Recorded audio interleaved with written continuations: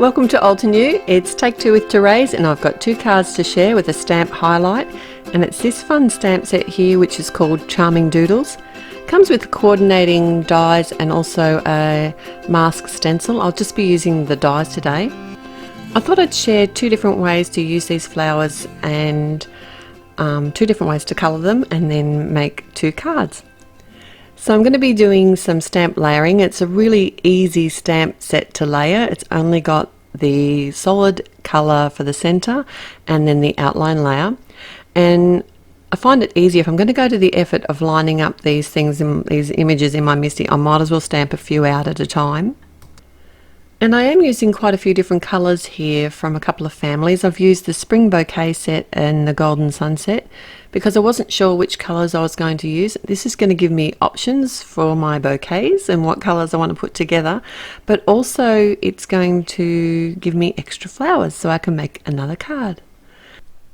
So you might have noticed that I've been flipping my cardstock around, stamping a couple of images at the same time using the same colour, and that just saves time. When I use the outline stamp here, I like to do it after I've stamped the solid colour, line it up over the image and pick it up with the lid of my MISTI. I'll do one at a time, that way I don't accidentally bump one of the stamps while I'm lining them up. And I'm using the Obsidian Black ink. It's a pigment ink from Altenew, and it has a real bold, sharp detail outline. It's great. I love it. I'm using it on everything at the moment. I also did a couple of colours in the leaves, and these greens were from the Spring Bouquet set as well. This is a bit of an unusual combo set for Altenew. It actually has 6 inks in the set. It has 3 greens and 3 pinks, so it's a really versatile ink set. And I did the same thing here. I did the outline with the Obsidian Black after I'd stamped out the greens. And I did come in with the coordinating dies and cut out all of the images, and I didn't share that with you, but it didn't take long because I could do them all at once. I thought it would be a lot of fun to create my own panel here, and I've got some design paper, and this is from the Verdant Walk paper pack. This is the black and white, a fairly modern, but has a sparse sort of pattern on it. I thought it looked really nice with these bright flowers. And I've lined up 2 of the dies from the Nesting Labels die set to make a panel size, and I did that twice. So the second time I just did it out of some 80-pound Nina cardstock, and then I can line up the design paper on top of the cardstock so that it gives it a little bit more support, because I'm wanting to pop this off the front of my card, and the design paper just isn't heavyweight enough for that. It would bend. I wouldn't like that. Alright, so I have a sentiment here which is from the Crystal Frames stamp set, and I'm white heat embossing that on some black cardstock and wiping away the excess powder that I used to stop static after the ink had cooled down, or the embossing ink had cooled down. And I actually am lining this panel up over I want to get the sentiment in the right spot in the hole in the back, so I just lined that up just on my craft mat, and then I adhered it to the front of my card. It's much easier than trying to work it out before. Like I said, I've popped up the wide frame that I created with the Nesting Labels die, and then I just used some glue tape and some foam dots to add my little bouquet of flowers.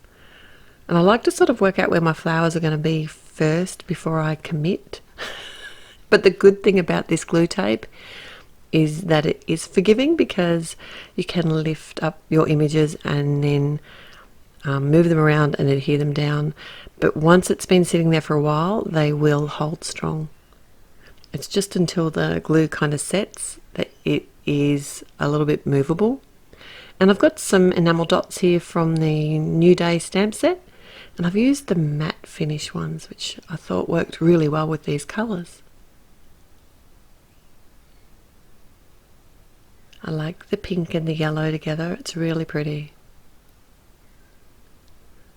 Alright, so my second card today, I'm using similar colours and similar products, but getting a little bit of a different look. What I decided to do was some artist marker colouring, so using the alcohol markers. So I'm using the permanent black ink this time, and I seriously think I need to re-ink my ink pad.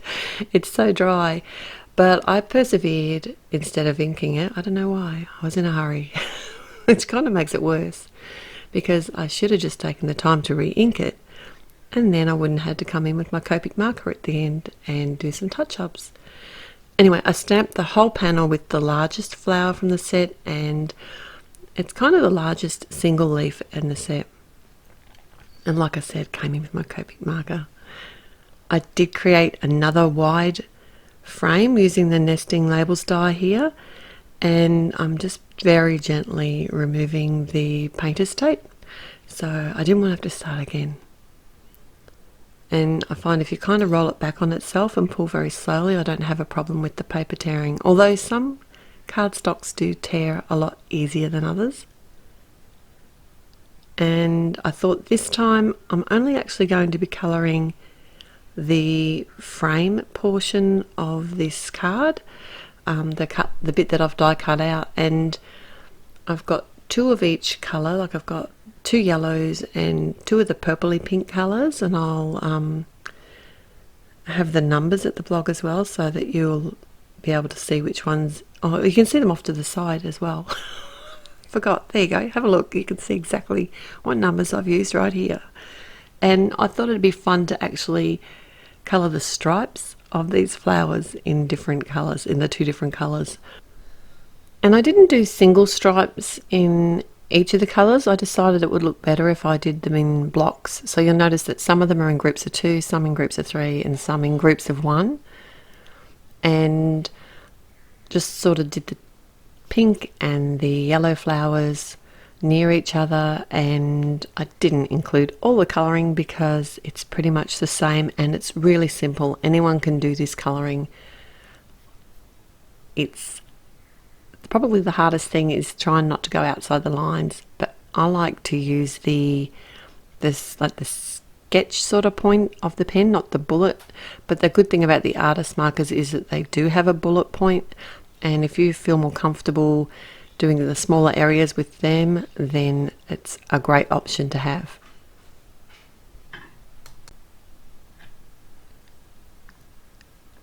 I really thought initially when I was planning out this card that I was going to use the mask stencil to add the colour over these flowers on this particular card, but I don't know, I just had an epiphany and I thought it'd be fun to use the actual artist markers instead. But I think that the mask stencil would have been another fun way to add colour.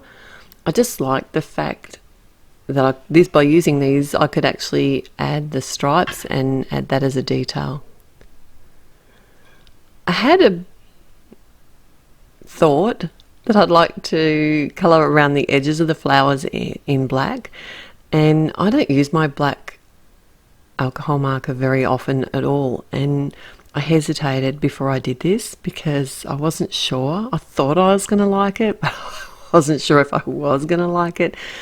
But what have I got to lose? I'm going to give it a try, and I'm really happy that I did. Initially I was going to go for like the BG sort of family, that blue-green kind of colour, or a pale blue, and keep it safe. But I'm really glad I went with the black because it's nice and bold. Heaps of fun. I'm adding a sentiment. It's from the Crafty Life stamp set and using the black ink yet again. I'm a bit addicted. But I did decide to use my Misty to line it up. I am stamping directly on the front of my top fold card, and that's why I had all my pieces in place before I stamped, so that I knew I was going to stamp it in exactly the right place for my die cut.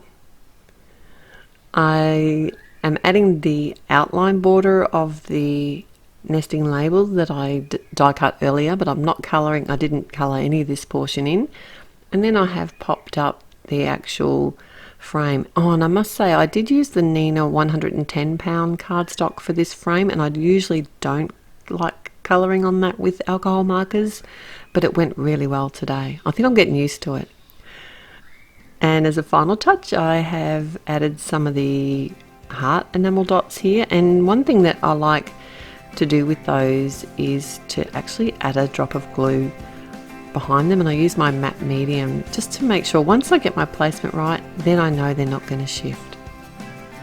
So don't forget to like this video if you like it, and subscribe to the channel if you haven't already. There's always heaps to see here. Till next time, bye.